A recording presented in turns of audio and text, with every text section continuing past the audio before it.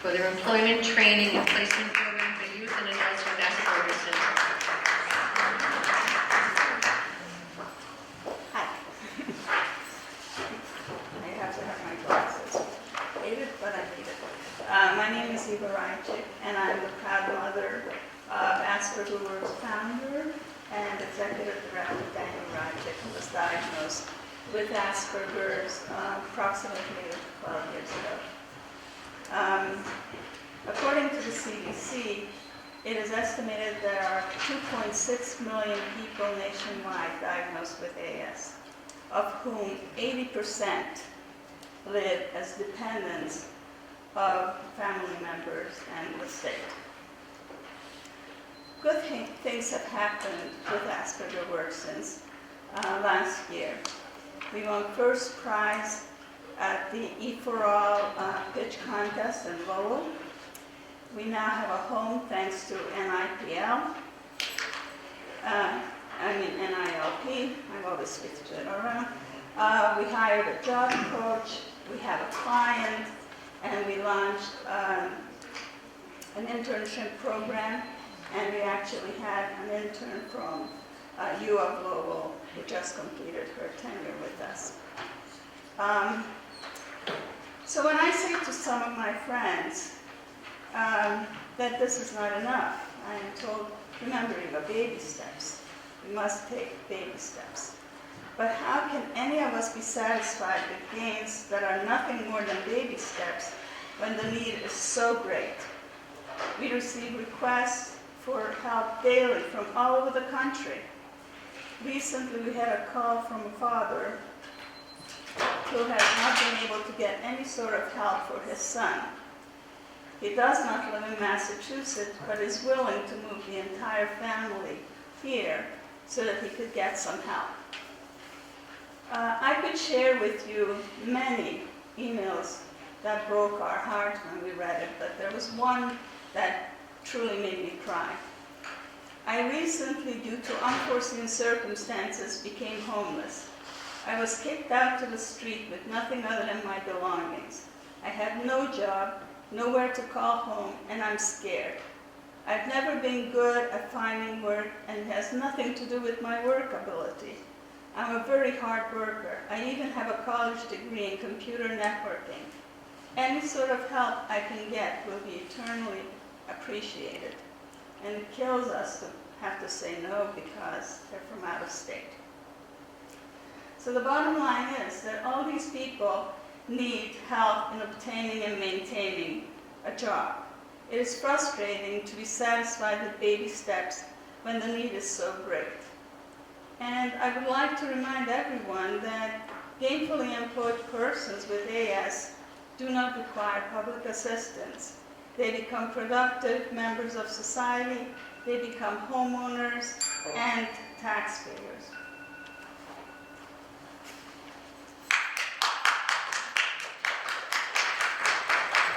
Any questions?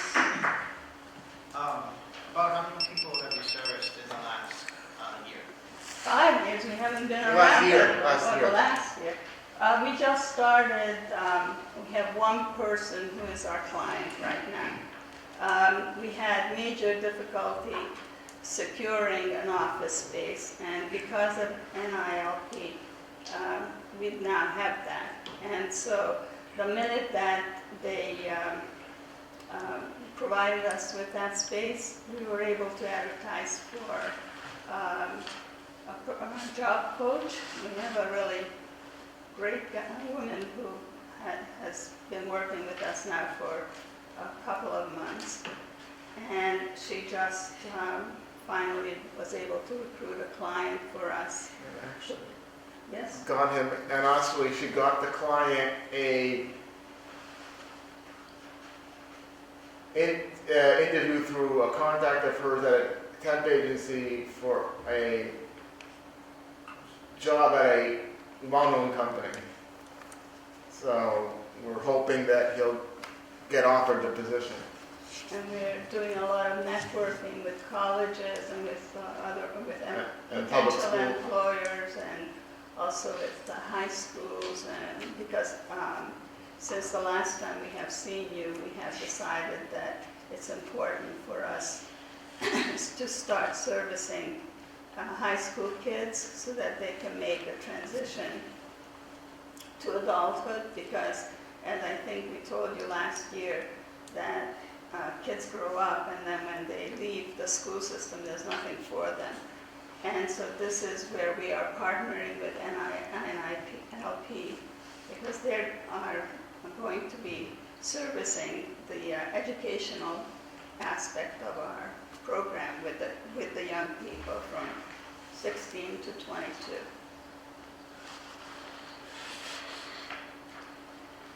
Any other questions? Okay, thank you very much. Our next presenter is Merrimack Valley Immigrant and Education Center, English Communication for Employment.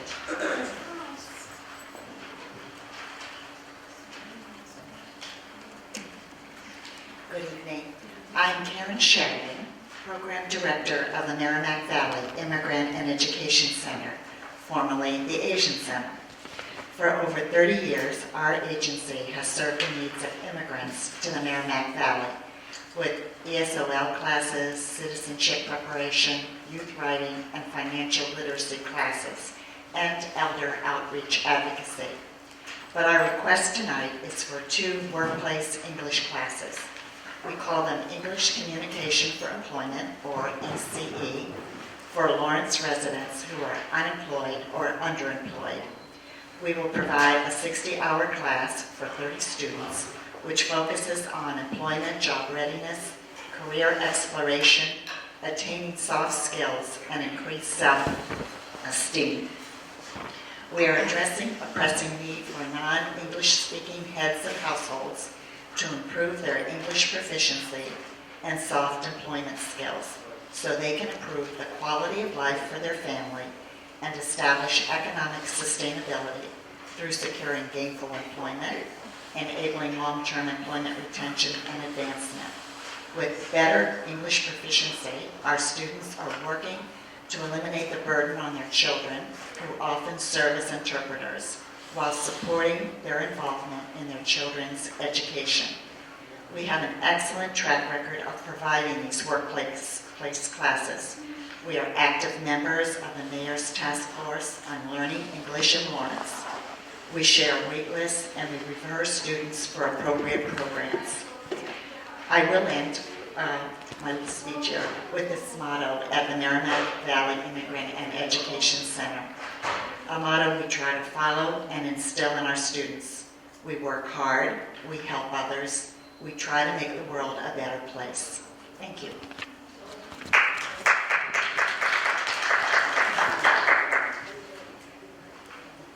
Do we have any questions? Okay, great, thank you. Our next presenter is Lawtown Boxing Gym Inc., Youth Enrichment Program.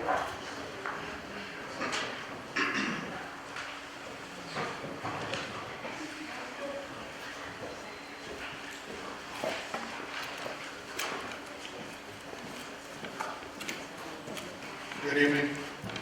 We're here at Lawtown Boxing Gym. We requested grant money from CDBG since our last approved grant back in 2009. Lawtown Boxing Gym has remained afloat with funding coming from trainers, staff, and family. We have replaced equipment, taken kids to tournaments, paid for licenses, sought help for our fighters for school with our own personal money. Not money raised by the gym, but each trainer giving their hard-earned money. Many kids around the city come to our gym after leaving other gyms in the city because they were unable to keep up with the dues and were forced out. We don't push those kids away, we embrace them and provide them with services they all need, no matter, excuse me, a little nervous, no matter what you can or can't afford. No gym in this country is allowed to have unlicensed trainers running any training exercises without being licensed by either USA Boxing or the state. All of our trainers are volunteers, are Corey checked, and are licensed through USA Boxing or the state of Massachusetts. We're the only gym in the area, and perhaps the state that provides free memberships to all participants. We do not charge weekly or monthly dues. We do not charge for any services. The only thing any participant will have to pay for is a license which is required at any gym in the USA. We would like to use some of the proposed grant money for that purpose and help those who cannot afford to pay for their yearly licensing fee. Our equipment's beyond its shelf life in terms of wear and tear. We would like to take in at the very least 40 new low-income participants and incorporate them in our new system. But in order to do so, we need upgrades throughout the gym to supply each participant with proper equipment and safety. The team is looking to push kids to success way past the boxing ring. We will instill the need for education, discipline, and above all, family atmosphere. Since our inception, our gym has performed well in the ring and in school. We have a 100% high school graduation rate, with many teens moving on to become professional boxers, like the person over to my left, college students, active military members, or hard-working tax-paying citizens. Many people can attest to the strength sports has on education. Sports go beyond the scoreboard. If taught properly, kids can use what they have learned in sports and everyday life. Like not giving up, hard work reaps good benefits, and it can help teach kids to deal with negativities life tends to throw our way. We will provide all participants with progress reports, which teachers will be asked to fill out, and I will reach out to teachers with concerns for underperforming students. If we have a student that is struggling, we provide them with assistance with one of our many college graduates and who assist us on a weekly or bi-weekly basis, depending on the number of students struggling. They will help our kids with reports, math, sciences, and so on, all on a voluntary basis. I'll just move forward because short time here. They need a place to go to work. Can I just end the last statement real quick? Can I just skip it up? I won't say anything else other than one sentence, because I think it's 1 sentence. Thank you. Sorry, I read a little quicker at work, and then here it's just a little slower. Lawtown Boxing Gym is more than just a gym. It's a home for the troubled, it's strength for the weak, and it's guidance for the lost. If this isn't a program worth giving a grant to, honestly, I don't know what is.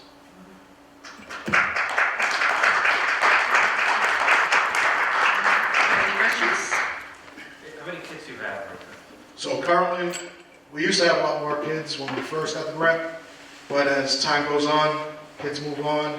At the same time, with the deterioration of equipment, we have been limited to only 40 kids. Our gym is large enough to support over 80 children full-time.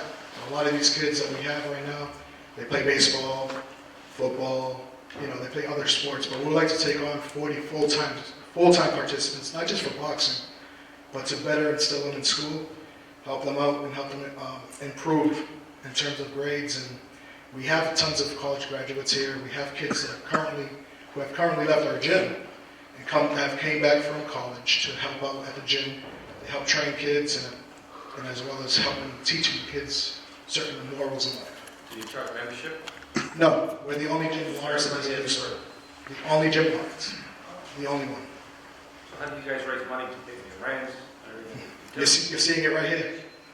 We do it for free. We're the ones that we put up the money ourselves. We're just asking Lawrence to give us a little helping hand. We got a free rent because of Salvatore Pilo. Yeah. But when it comes down to if something breaks, we fix it. If we need new equipment, we're the ones that go out and seek it. We travel to tournaments down to Connecticut, the New York area. We're the ones that bring them. We get a lot of kids that can't afford licenses because every year you got to pay. We pay for them. Kids can't afford hand wraps, we pay for it. Kids can't afford boots to wear in the gym, in the ring, we pay for it. Well, we're just, we want to expand, but in order to do so, we have to ask Lawrence for help. And that's why we're here, because we can't go around supporting 40 kids every couple months. Because our thing isn't just 5 weeks, 10 weeks.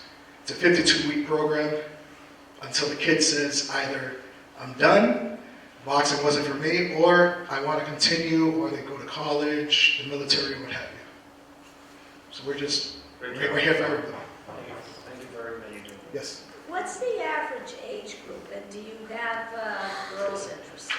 So yes, we have girls. Our age group is between the age of 8 to 18, and then obviously we do have some adults that come around for personal training, but that also is done for free. All we ask them to do is donate something to the gym, however much they choose to donate. That way we can help out with the kids. Any other questions? When is your gym open essentially? So if we can, typically it's open Monday through Friday from 5 till the last person leaves the building. I would like to get it open at 4 o'clock so we can help get that hour long for the kids for homework. Not to complete their assignments, but to help out with what they need help in. So, I like to give that extra hour to do so. And again, we're open Monday through Friday and we're open on the weekend as well. Typically Sundays from 10 to 3 o'clock. We also have our New England champion over here.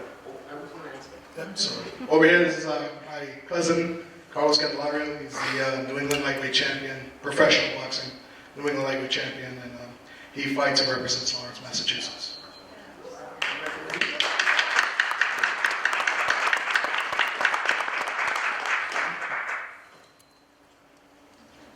Great, thanks very much. Thank you. Our next presenter is Immigrant City Archives, doing business as Lawrence History Center, the historic preservation of the Essex Company perimeter wall. Good evening. My name is Susan Gradsky. I'm the director of the Lawrence History Center. I want to thank you for your time and for your consideration this evening. As many of you may know, the History Center was founded in 1978 by a German immigrant named Bertha Dengler.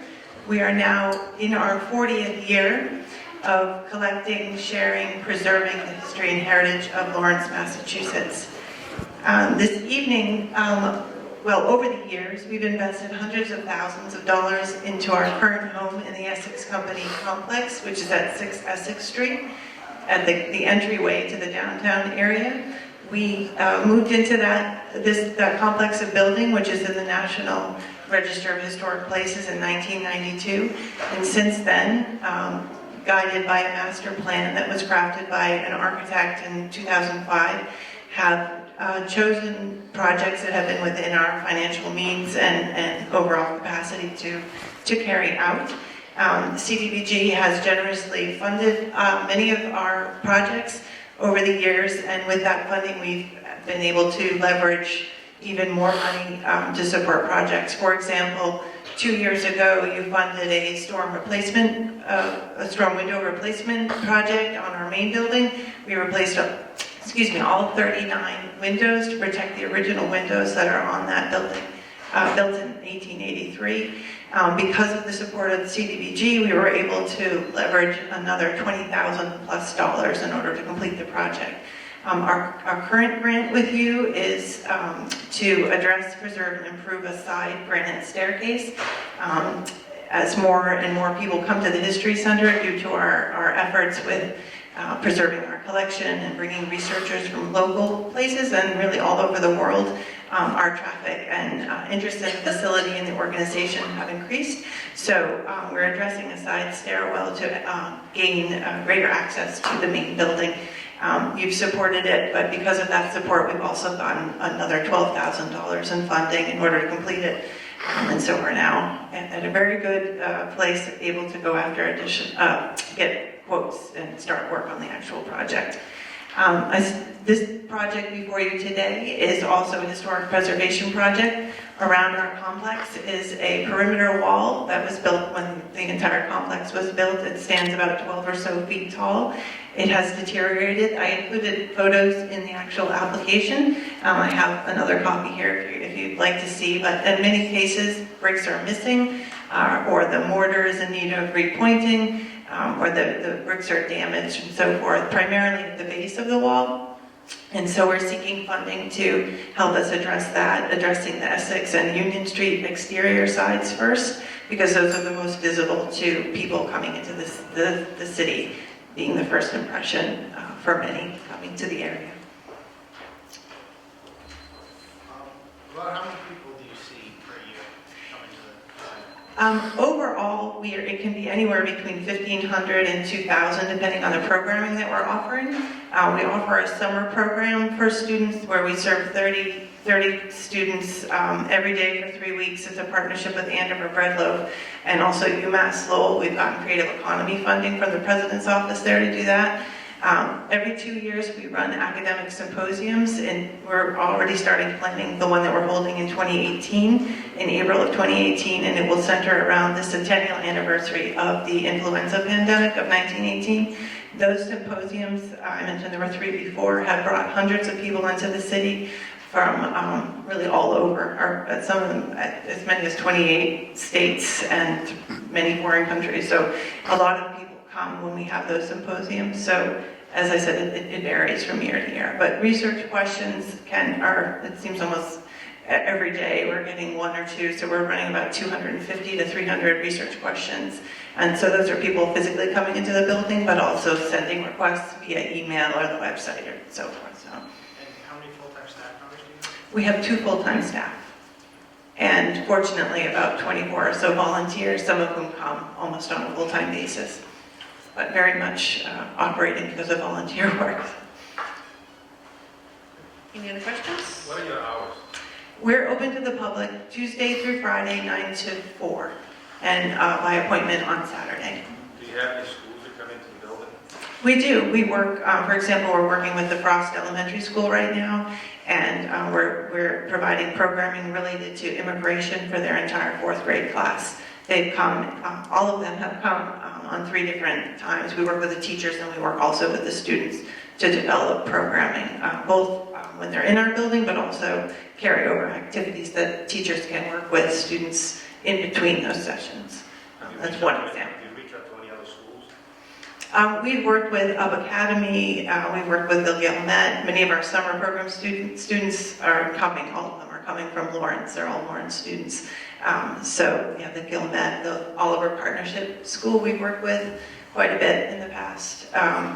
It depends on year to year, and which teachers are reaching out to us and what the needs are in individual schools. So, Any other questions? I was very surprised to read that you still have the original bricks that were used to build the wall. We do. We have quite a collection of original bricks, and if you've been, and we welcome and invite you to come down to see us. But it's a beautiful building. There's curved bricks. There's custom bricks, not just on the perimeter wall, but also on the interior of all of the buildings. And so we do have a collection of extra original bricks that we can draw from, which we will first before we go out to try to match the historic quality of the bricks if we need to replace them. Okay, thank you. Thank you. Okay, our next presenter is Groundwork Lawrence, Green Team Summer 2017.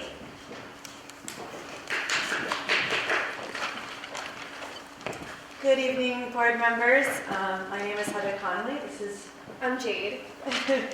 I'm the community food manager for Groundwork Lawrence. Jade is a Green Team member. We're here to talk to you a little bit about the Green Team. Green Team is a summer program that offers part-time paid positions for 30 Lawrence youth, all high school aged. Our members learn about and lead local environmental and healthy community initiatives, including growing food on our urban farm at Costello Park, managing a produce stand at local farmers markets, and being stewards of our city and state parks here in Lawrence. During the summer program, we hired 30 youth and 6 young adults to lead our 3 cohorts. Youth divide into 3 cohorts of 10 and learn the valuable skills of holding a demanding job where expectations are very high. Youth have the opportunity to learn critical job readiness skills like being on time, managing money, selling and talking to the public, problem solving through teamwork, all while they're learning about the critical importance of environmental stewardship and healthy communities. This summer, our Green Team will be working on maintaining the Spigot River Greenway through parks cleanups and trail maintenance. We also host a 5K in August, so they get to learn, they get to be in the planning process of that. And they work with many of our partners at the state and national level, and also at the city level, including our Parks and Rec, to keep our city beautiful, all while having meaningful employment here in the city of Lawrence. And with that, I'll turn it over to Tate. Like Heather said, it's meaningful employment. I'm not gonna lie. I wanted to leave Lawrence, And then I was introduced to Green Team, and it's the best thing that could ever happen. I make a change, and life literally grows at my hands because I work on a farm. And I make the change, such a big change in Lawrence, and that's all I could ever ask for. I've gone to national parks, the Grand Canyon, and I'm so grateful. Thank you, Heather, so much. Thank you. Do you have any questions? So how many students do you have come through currently? We serve in the summer, we serve 30 kids, year-round up to 50. So we do have a school year program. Jade is in the school year program. She's actually been from summer to school year since she got out of the 8th grade. Yeah. And what are you mentioned a couple of the projects that the Green Team has done. What are the other, in the past they've done, what's going forward, what are you going to be doing? So really the 3 cohorts we've done 3 different teams over the past few years. One team focuses on park stewardship, so they do actual park cleanup, trail maintenance. They We work. just went to park at Ferris at 60 Allen Street, down the hall, not hall, Fair Street. Ferris Street. You want to speak about some of the things you've worked on? I work on a farm, an urban farm at Costello. We grow many fruits and vegetables. Last year, when I was an 8th grader turning to a freshman, I was thrown into Green Team, and we're building a park. As a person who can't even lift 20 pounds, I was like, we're building a park. So we just built a park, and it's beautiful. You can go sledding. As I said, I've done farming. I've done a lot of things that you wouldn't think a 15-year-old can do. What's another project that I've done? Well, one of the cohorts focuses on community engagement. They're the team that helps to organize the 5K that we put on in August. They also they partner with the Parks and Rec. So the reach is even more to the youth in Lawrence because they work on delivering STEM curriculum to the youth that do Parks and Rec drop-in at both Riverfront and North Common. And then, like Jade said, one of the teams works at the farm where we produce up to 5,000 pounds. We've got a bigger number than that planned for this year of food that they then sell at our farmers market in Lawrence on Wednesdays and Methuen on Fridays. And they're involved in every aspect of that operation, from planting to harvesting to packaging and selling at market.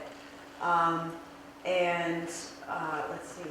There's Earth Day as well, which is like our biggest event on Green Team, which is really fun when working behind the scenes. You just get to experience everyone cleaning up the parks that you spent your whole time maintaining and looking pretty just for Lawrence. And everyone's like, oh my God, it was like trash 2 weeks ago. I'm like, yeah, I cleaned it up. Yeah, the Earth Day is, we do the Earth Day and Spigot River. That's our 2 big citywide events, annual events. So I have a couple of questions. Trail maintenance, have you actually built trails in these We have. places and put signage up and everything? Wow. And then the second thing, the farming, do you start from the very beginning? Like, do you grow the things from seeds? Yes. Okay, and I did buy produce, not from you personally, but when part of the market was on Broadway. Was it a little girl, 410? Yes. That's my best friend. Yeah. I perfectly just want him, And I actually, if I remember correctly, I think it was organic too. We are completely no spray. So part of the curriculum, so everything that we do, I mean, there's 2 goals for the program. Obviously to teach them job readiness, to provide them with meaningful employment, to teach them all of the skills that a job entails, like I said earlier, being on time all the way to actually problem solving and understanding how to interact with people you may not get along with, especially under sometimes really extreme conditions, pouring rain, 100-degree weather, literally to education. So we do a lot of resource education. We don't do anything without an educational component. So they get to learn all about what they're doing while they're learning these critical job skills. Have any of them gone on to pursue a career in agriculture? I want to. Oh, really? a resident farmer here. Actually, we were another Green Team member, her brother, our older brother who went through our program. We also have what we like to call the pipeline. So we really, you'll hear from our ed team next. They work with the little ones in the schools, and then we hope they enter into our Green Team program for high school kids. And then oftentimes we hire them as AmeriCorps members once they're done before they go to college. And now a few are off in college, and we're hoping they return to us. But specifically one that just graduated a couple of years ago is at Salem State studying environmental science. And a lot of them are going into some field, whether it's about urban waters or I haven't quite turned anybody into agriculture yet, but I'm working on it. This might be my first one. But they all return, at some point to work with us in one way or another. And I'm a resident of Lawrence too. That matters, but it means a lot. Well, congratulations and good luck. Thank you very much.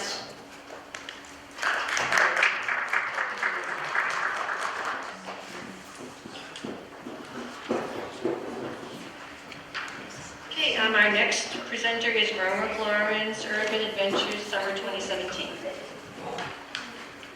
Hello, my name is Laura, and I'm an Education Program Coordinator with Groundwork Lawrence. So this summer we have 2 programs under the umbrella of Urban Adventures. One will serve 45 middle schoolers, and that will be in partnership with the Boys and Girls Club and with Movement City of LCW. And the other program is a drop-in program that will serve 200 kids, and that will be in partnership with the Boys and Girls Club and the YMCA.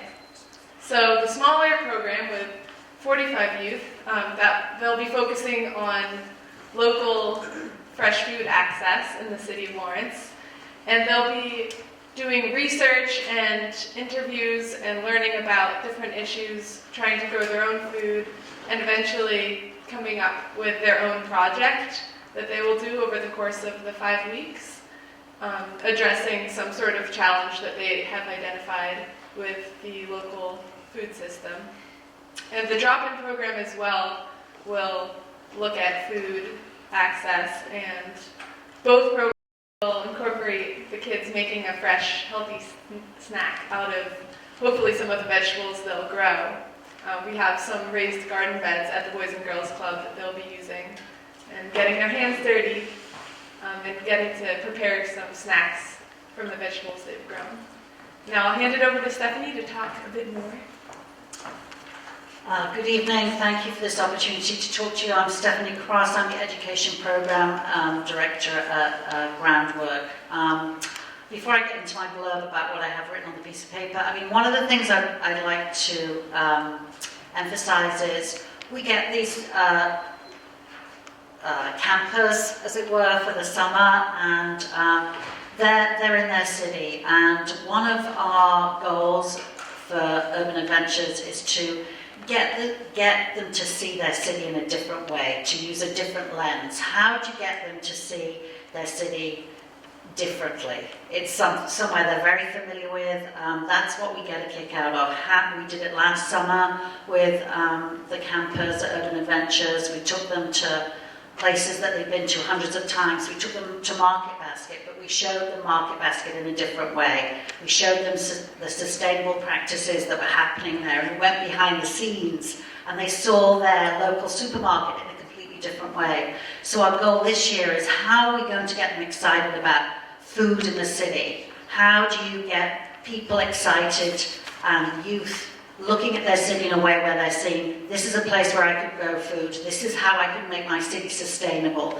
These are opportunities that are there that I didn't know were there by talking to different people in the city and doing research. So it's about bringing those lenses, those different lenses and different ways of looking at somewhere you're very familiar with. Okay. Any questions? So for the Urban Adventurers, Yes. You said about 200 kids. Is that just the summer? That's the summer. So it's a 5-week program. So this funding would help us employ a Lawrence school district teacher, I think 3 junior counsellors and a counsellor. The junior counsellors were looking to employ, as alums from the Boys and Girls Club and from Movement City, so that, again, there's this kind of pipeline thing. Also, because we're doing food access, we're looking to have the green teamers like Jade come and talk to these middle schoolers and, tell them about urban agriculture and what is possible and show them what they can do with food that's grown right in their city.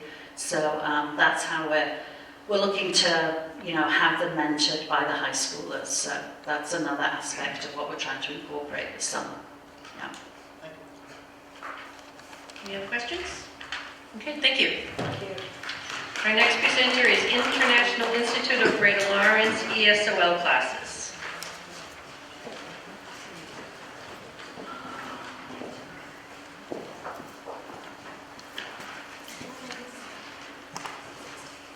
Hello everyone. My name is Francisco Santiago. I'm the Deputy Director of the International Institute of Greater Lawrence and also the Program Manager for the Immigration Center at the Institute. For many years, the Institute has assisted thousands of immigrants in their transition to the United States through paralegal services, education, and training programs. The services provided consist of assistance and orientations with immigration benefits, such as family reunifications, self-petitions for widows, adjustment of status for refugees, DACA or Deferred Action for Children Act, and naturalization. We also have ESOL classes and citizenship classes, which is a service that is indispensable for the evolvement of newcomers who seek to become productive members of our community. The Institute is part of a community network of organizations with a common goal of educating newcomers and immigrants. And our staff and administrators have been working with the Mayor's ESOL Task Force with the objective of obtaining funds and reduce the general waiting list. We currently have 120 participants enrolled in our and our waiting list is 500 students after making the referrals to other organizations and also who also offer classes. The purpose of the funds that we requested in our proposal and application is to expand the education program and add 3 additional ESOL classes, 60 total placed in levels based on intake assessments, preferably intermediate and advanced. Thank you for your consideration. Any questions? Did you charge the students for the classes, or you don't charge no fee? No fee. All free classes? Yes. What levels do you offer for language? These several levels. We have beginners, intermediate, and advanced. We have classes in the morning and evenings as well. And we provide the citizenship classes along with the ESOL classes, so they go through the citizenship process, and we have really succeeded in terms of citizenship. So every year we serve about 120, that's the enrollment, but our service goes way more than that. 200 probably, referring people, since we have open enrollment, so they come, but steady we have about 120. And like the lady, I just want to mention the lady from Lawrence Community Works. I have been at the International Institute for 7 years, probably more, and I have seen hundreds of people succeeding because they have been improving their English language skills, and since getting jobs, job promotions, becoming new citizens, buying homes, I have seen everything. How long has your program been established for? 32 weeks. No, for how long have you been active? Active more than 100 years. Since 1913. 1913, yeah. I have been there all the time, but...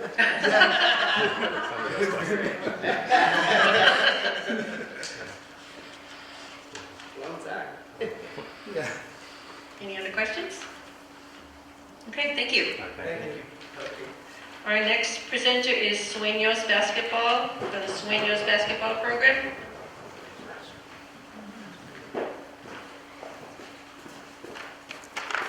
Good evening. My name is Jacqueline Marte, and I'm the president of Sueños Basketball. Sueños Basketball is a non-profit organization that my husband and I created a couple years ago to serve children ages 6 to 18 years old. What we do, what he does, alongside with Raymond Nunez, the varsity coach of Lawrence High School, is that they provide skills and drills, but not only skills and drills, also they provide character builders.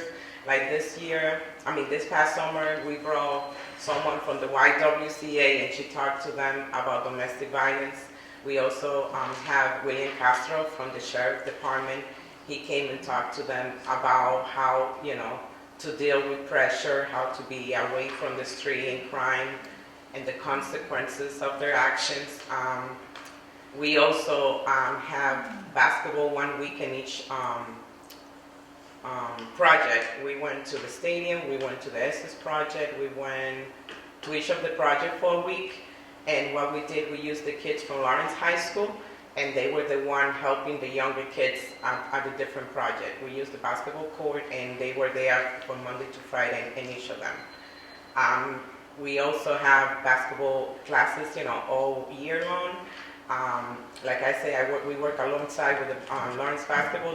Last year I created the Parents Club, which is trying to engage the parents of the kids that play basketball at the Lawrence High, so they can come to the game, so they can, be there supporting the kids. We also have, with the student athlete at the Lawrence High School, they provide them with workshops, they provide them assistance with homework. So we work alongside, doing a little bit of everything. Do you currently have a facility at all, or is it just kind of? We use the father at the Grace Episcopal Church. He lent us his court. It's a small court.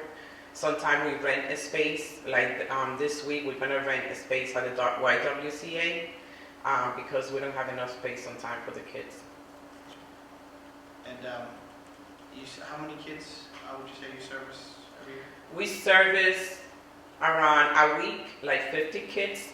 Some show up this week, some show up next week, But we also work with the one at the Lawrence High, so I would say approximately 300 kids a year. Any other questions? Just quick general statement, because I happened to be in one of the workshops at the state Beacon project. Discuss some. I want to thank you and your husband for what you do for those kids. They really remarkable what you do. Thank you. And I hope that continue doing it, whether you get the funding or not. We try to do our best here.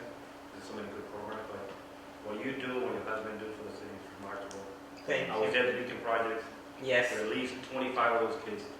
Those kids are so happy and embarrassed what they're for them, and what you guys do for them, reinforcing positive.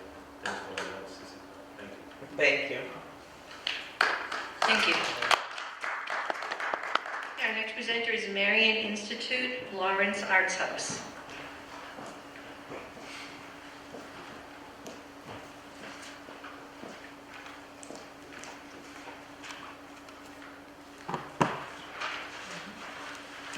Hi.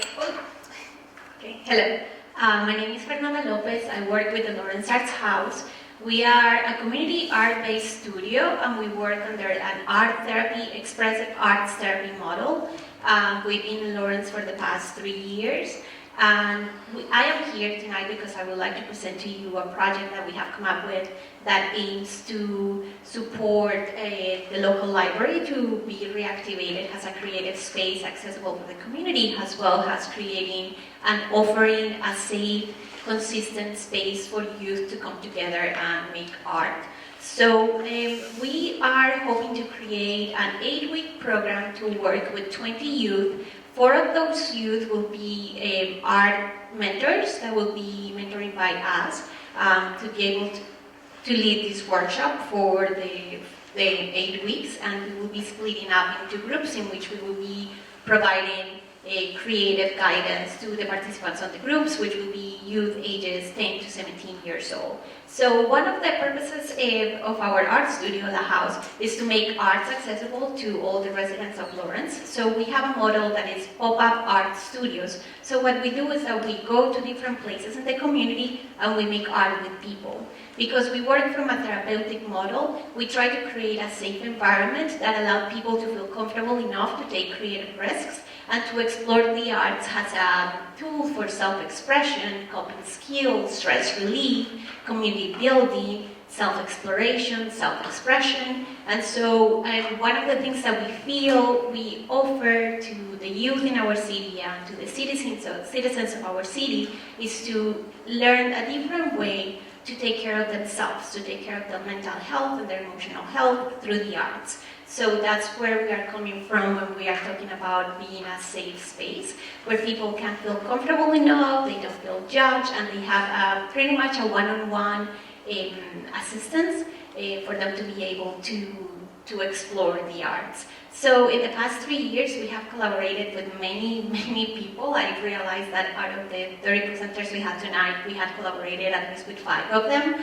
ACT included. In the past 3 years, we've been supporting their youth program by offering some arts component. The last summer with the youth group, we creatively activated the Highland Park right in Broadway and Park Street. We went and did like a yard bombing intervention, and we just like wrapped the trees with colorful fabric.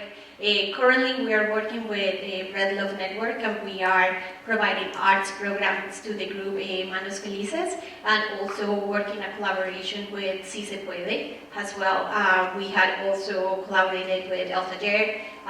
When we were recipients of the CBGB 2 years ago, when we were under ACT, we were able to reach about 100 people with the funding that we got. Do you have many questions, please? So is this the first time you're applying? This is the second time we're applying for the CBGB, yes. And the first time that we applied, we got it. Have you just been operating for those 2 years, or has it been, how long have you been operating for? So we've been operating for the past 3 years. We started with the Lawrence Youth team, and since then we've been collaborating with different institutions in the city, and right now we were under ACT's umbrella as a fiscal organization, but as ACT grew to become ACT Lawrence, they had way too much on their plate. So right now we are under the Marion Institute, which is like a larger organization that sponsors smaller organizations that are hoping to become nonprofits. And that's what we're doing. In this moment, we are like in an incubation process in which we are pretty much out in the community. That's one of the reasons why we operate on their open studio model, going to the community, right? So we are in the projects, we are in the coffee shops, we want to be in the library because we feel that the library is getting this refreshed energy, and it's not only an opportunity to foster literacy, but it could also be a space that can be reclaimed as a safe space for our youth. And we know that one of the needs that our city has is spaces where our youth feels safe, seen, and validated. And so we see the arts as this wonderful tool that allowed community to build itself from within through creative action. A creative action that is validating of your identity, of who you are as an individual. So we, as art therapists and mental health counselors, work pretty much in one-on-one opportunities, kind of like allowing for people to express themselves and us being there to facilitate that process and guide people, so that could be an empowering moment. And also it's giving us an opportunity to start changing the culture that we have in our city in regards to mental health, right? Because there is a little bit of a stigma going around, and when we bring the arts into play, this allows people to see that mental health has a similar value as like body health, right? We need to take care of our heart in the same way we need to take care of our mind. And art can be a coping skill and a tool for many of us to be able to take care of our health. But we can do it presented in a fun, engaging way in our community, and we hope that one of the things that we want to do, this is fundamental to this program, what we want to do is that we want to be able to leave art supplies available for people to access the art supplies whenever they need them. So we will be at the library for 8 weeks, but throughout the week we will be working, before starting the program, we will be working with Jessica and her staff to make sure that they know how can people access the materials, And so people feel that there are materials because that's another need that needs to be met, right? The accessibility to materials. So people can go and make art whenever they need to and they want to, and check it out as they check out books, and then that will be something that you guys will be giving to the community. Are you still working with the Arlington kids, the Arlington district kids at all? Yes, we. I'm sad to see you leave. I mean, I went to your program a couple of years ago when you were working on ACT.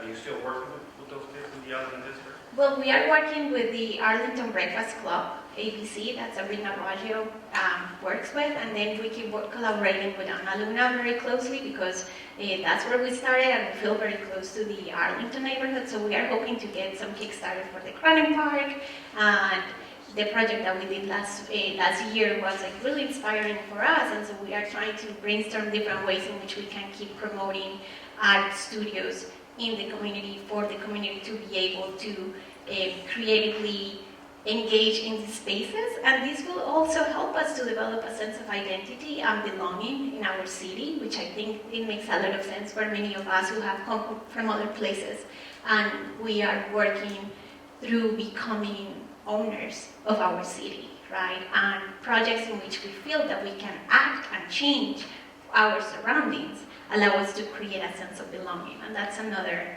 of the ways in which we feel we can create a culture of understanding and help in our community.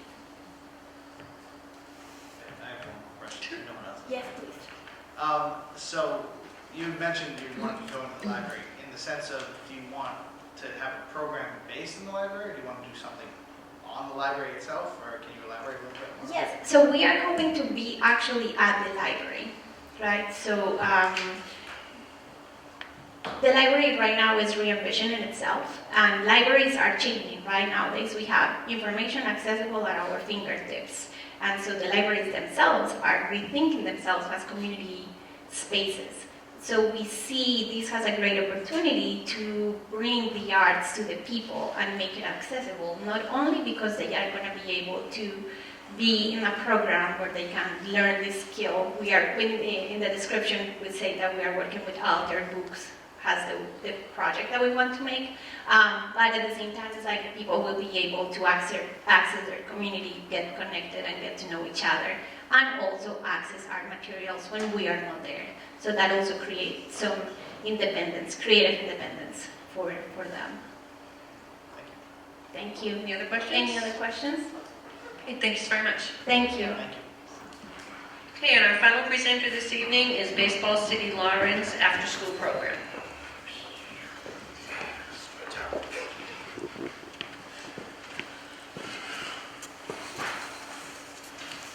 Good evening.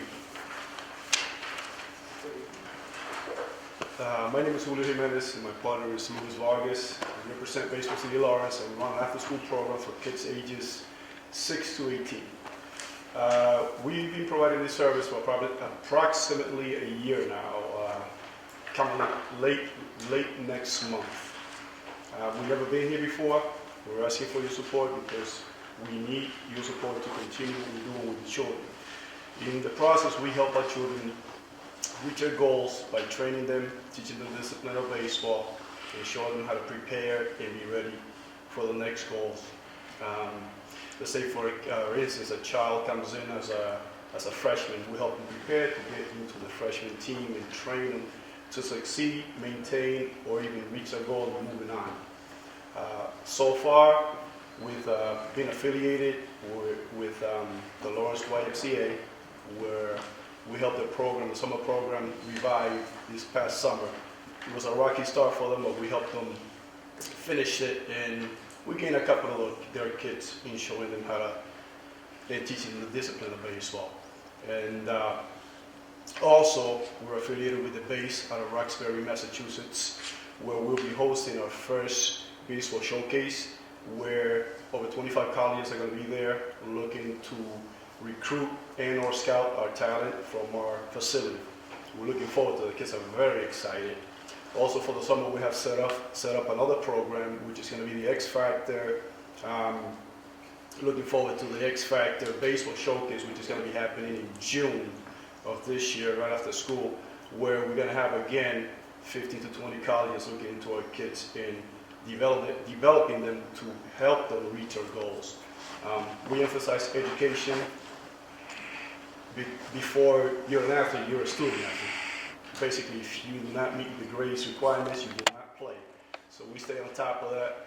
We encourage and mentor these kids that come from all walks of life, all income types, and we're here to help them.